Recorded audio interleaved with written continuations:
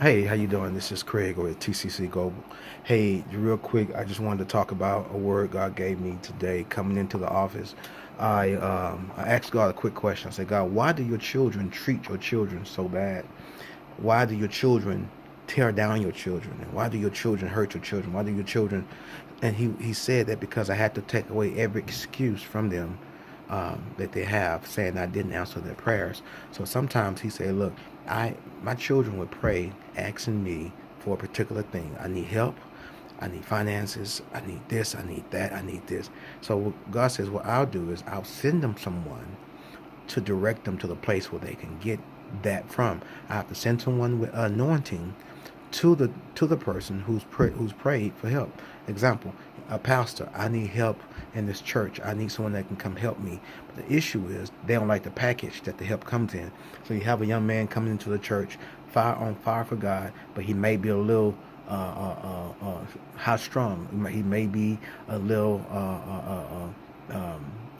anxious. He may be, you know what I'm saying? It might be something, but he has a good heart. He's in love with God and he's trying to do the right thing. He just needs some guidance. But instead of these preachers giving the young man guidance, they look at the man's future and they look at his possibilities and see he's a threat. The same thing Saul did to David, and so he don't like the way that the crowds may be saying, Pastor slayed his thousands, but this young man coming in has slayed his 10,000. So, and that hate and that anger comes in where he want to get rid of the person or just make that person's life a miserable piece of hell, and it's not right.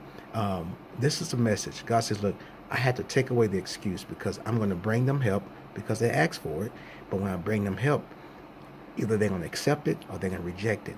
If they reject it, there's no more help coming. And when you die and you find yourself at the pearly gates and you ask God, God, why didn't you help me? My life has been hell. I've been preaching your goodness. I've been preaching your grace. I've been preaching your love. I've been preaching your prosperity. I've been preaching everything about you, God. But in my own life, I have gotten nothing. And I'm upset with you because, God, you have not opened the doors for me, but you've been opening the doors for everyone who I've been preaching to. The problem is the people you've been preaching to is more anointed than you. And the thing is, you don't know when to submit yourself and when to move forward. This is we're Christian brothers and Christian sisters. We have to get to a point where if a person has an anointing, don't kill them. Don't kill them. Help them. Help them. That's your job. That's your assignment, pastor. Deacon, evangelist, prophet. Don't take this stuff to heart. You have a job to do. We all have work to do. And we're killing God's children. And we're talking about, oh, let's stop abortion. But in the church, we're aborting children all day long. This is the thing.